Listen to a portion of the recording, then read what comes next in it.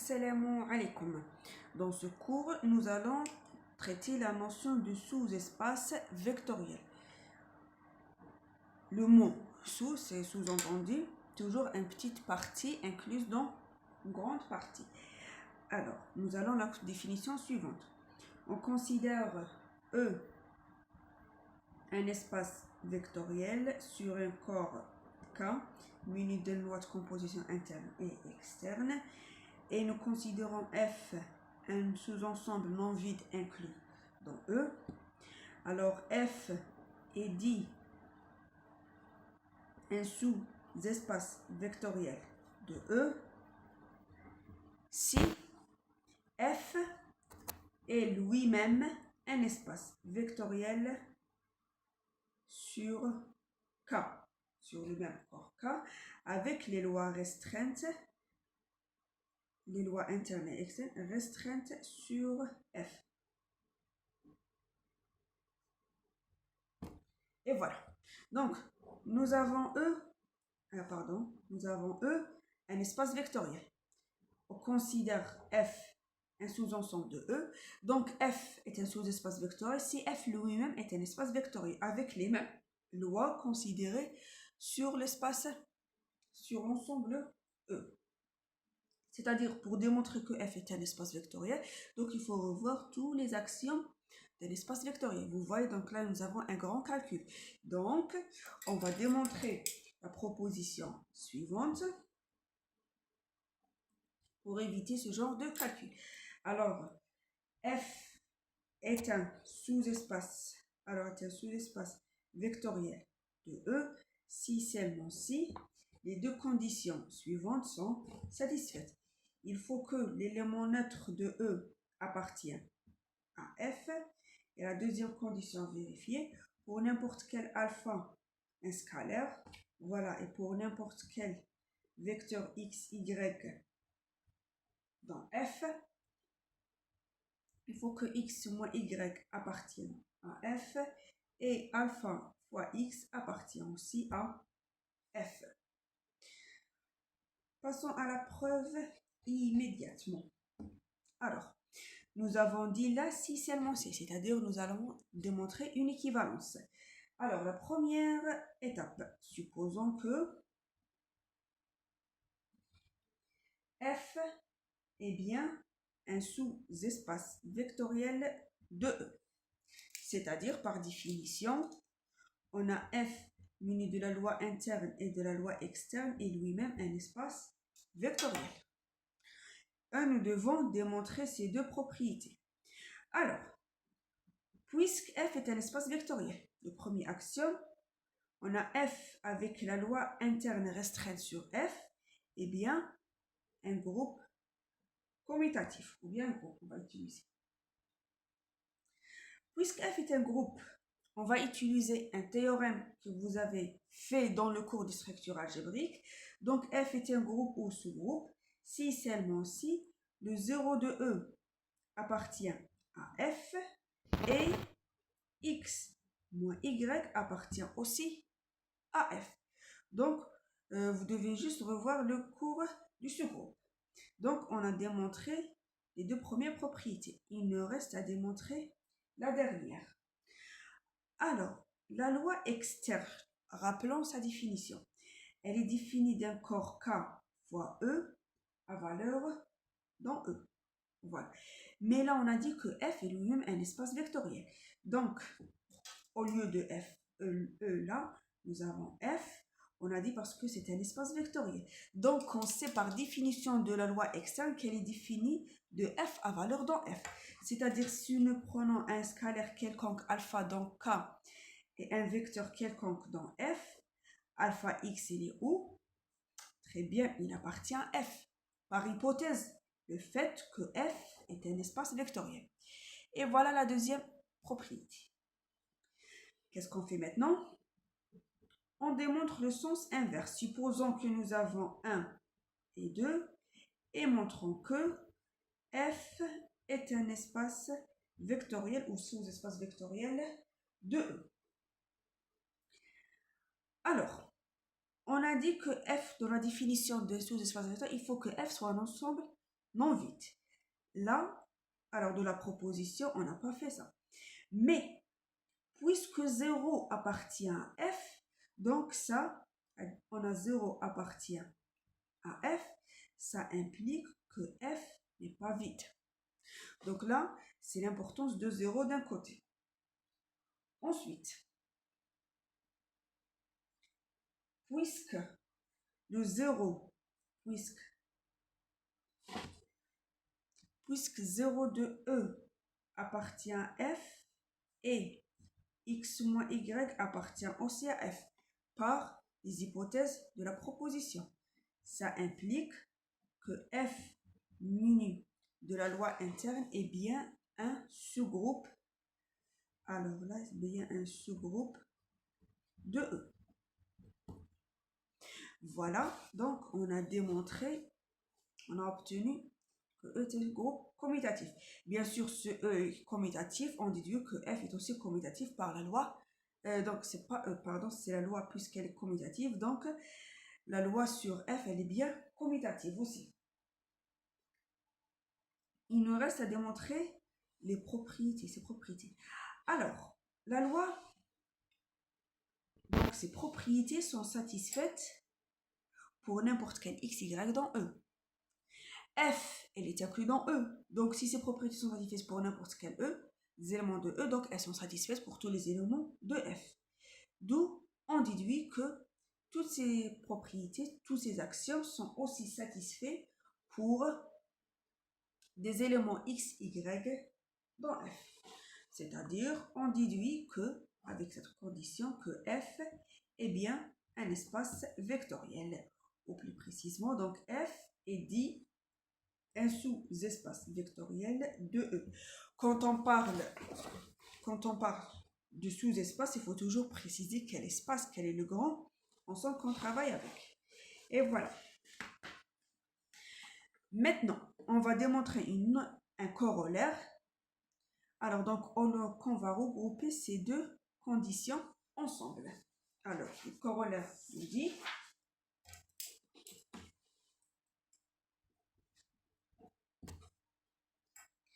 Donc, F est un sous-espace vectoriel de E sur le même corps K, si seulement si, il faut que 0 de E appartient à F, c'est la même condition comme la proposition précédente, et la deuxième, il faut pour n'importe quel alpha et bêta dans le corps K, et x, y dans F, il faut démontrer que alpha fois x plus bêta fois y appartient aussi à F. Donc, la preuve. On va démontrer que la proposition implique le corollaire. Alors, pour la première condition, pour le corollaire, donc c'est évident que 0 de F appartient. Donc, condition commune. Alors, comment démontrer maintenant que cette propriété? Alors, d'après la proposition, on a alpha fois x appartient à F. Et nous avons aussi bêta fois y appartient à F pour un choix quelconque sur alpha et bêta. Et voilà, donc je vous rappelle de la définition. Voilà.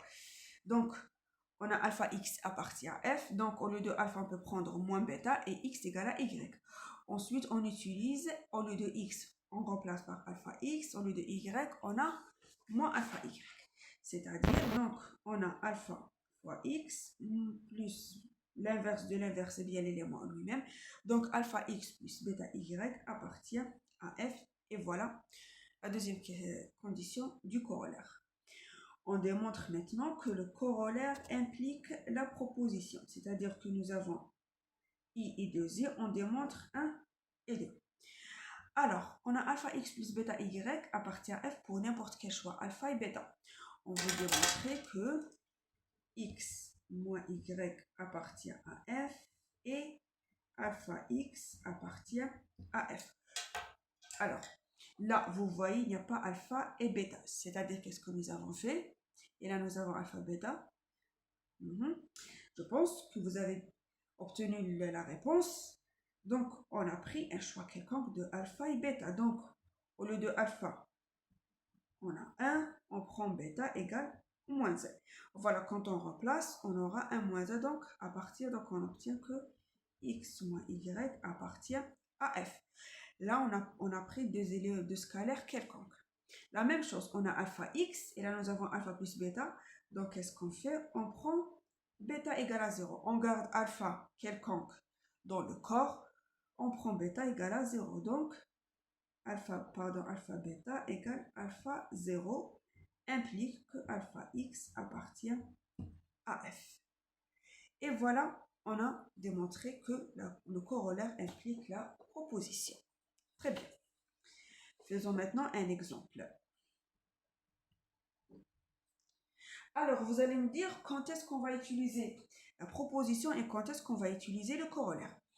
Alors, juste une petite astuce. Si on vous demande montrer que, démontrer, prouver quelque chose comme ça, que f est un sous-espace vectoriel, donc au lieu de faire 3 calculs alpha 0 appartient en ceci de conditions, on va utiliser le corollaire. Si on vous pose est-ce que ça n'est pas un espace sous-espace vectoriel ou vous avez un doute, donc pour prendre des contre-exemples, donc c'est pas la peine de chercher alpha, bêta, 4 éléments, donc on va travailler ou bien avec la première ou la deuxième condition, ça dépend de la situation en question. Alors, on prend E égale à Rn. On a démontré dans le premier cours que Rn muni de l'addition et de la multiplication, c'est-à-dire la loi est un espace vectoriel sur R. On considère F un sous-ensemble de Rn, donc quand on dit un sous-ensemble, donc ces éléments sont des n-uplés, c'est-à-dire ils sont écrits sous cette forme. Xn jusqu'à n appartenant à Rn. Qu'est-ce qu'il vérifie? La somme des composantes égale à 0. 0 de quoi? Les composants sont dans R, donc c'est bien le 0 que vous connaissez, 0 de R. Très bien. Donc, on essaie de démontrer que F est un sous-espace vectoriel de Rn en utilisant le corollaire. Alors, est-ce que le 0, donc le 0 de Rn, c'est quoi? C'est le n est plus nul, donc voilà 0, 0, 0 et 0. Est-ce que 0 appartient à F, c'est-à-dire la somme des 0 égale 0? Donc, vous voyez que c'est évident, toutes les composantes sont nulles, donc la somme des éléments nuls égale à 0. Donc, celui-là appartient bien à F.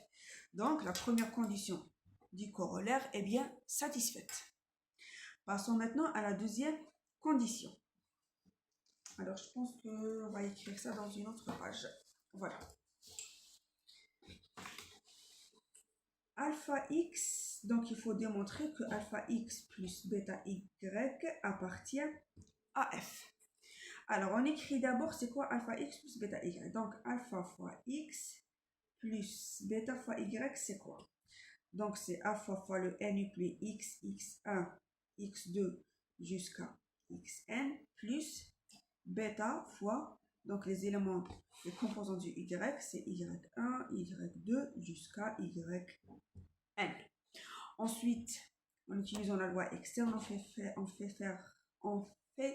entrer alpha et bêta dans les parenthèses. Donc, on aura alpha x1, alpha x2 jusqu'à alpha xn plus bêta y1, bêta y2 jusqu'à bêta yn. Donc ça c'était n-uplé et l'autre terme était n-uplé aussi. Donc qu'est-ce qu'on fait? On va utiliser la loi interne. Donc elle est définie donc deux éléments de IRN, donc on va faire la somme des composantes. Alors donc on aura alpha x1 plus bêta y1, alpha x2 plus bêta y2, etc. Alpha xn plus bêta yn. Donc voilà alpha x plus bêta y. Donc la question, on va vérifier si celui-là appartient à f, c'est-à-dire si toutes les composantes de alpha x appartiennent égale à 0. Alors la somme de ces composantes. Alors donc on va écrire alpha x1 plus bêta y1. Donc voilà la première composante plus alpha x2 plus bêta y2 plus, etc. La somme jusqu'à la dernière composante alpha x1 plus bêta yn. Ça égale quoi? Alors, l'objectif est de montrer que celui-là égale à 0 de R. On sait que x et y, ils appartiennent à f, c'est-à-dire que x1 plus jusqu'à xn égale à 0 et la somme de yn jusqu'à yn égale à 0. Alors, qu'est-ce qu'on fait maintenant? Très bien, donc on va séparer ici les composantes de x et de y. Donc là, on aura alpha x1 plus alpha x2 plus alpha x1. C'est un calcul standard que vous connaissez dans R. Alors, on a fait ici l'associativité. Ensuite, on a bêta y1 plus bêta y2, etc. plus bêta yn. Qu'est-ce qu'on fait ensuite? Très bien. On va sortir alpha. Donc, on aura alpha x1 plus x2 plus xn. On traverse un calcul dans R1, dans R. Hein? Donc là, bêta y1 plus y2, etc. yn. Alors, on a dit x appartient à f, c'est-à-dire la somme de ses composantes égale à 0. Y appartient à f, c'est-à-dire la somme de ses composantes égale à 0. Donc, nous avons 0 de R fois alpha égale à 0, plus bêta fois 0 égale à 0, donc celui-là égale à 0. Donc, on déduit que alpha x plus bêta y appartient à f. Alors, d'après le corollaire, on déduit que f est bien un sous-espace vectoriel de Rn. Et voilà, menu des mêmes lois restreintes sur f. Et voilà la méthode générale pour démontrer que un sous-ensemble d'un espace vectoriel est bien un sous-espace vectoriel. Vous voyez, il faut juste utiliser la définition. 0 appartient, l'élément appartient. Ensuite, on remplace donc la combinaison linéaire alpha x plus bêta y. Donc, on remplace ça dans le f. On utilise l'expression, la définition du sous-ensemble f. Et voilà. Et je vous remercie encore pour aujourd'hui. Comme d'habitude, si vous avez des questions, des remarques, n'hésitez pas, ça va m'aider beaucoup. Au revoir, à la prochaine, Inch'Allah.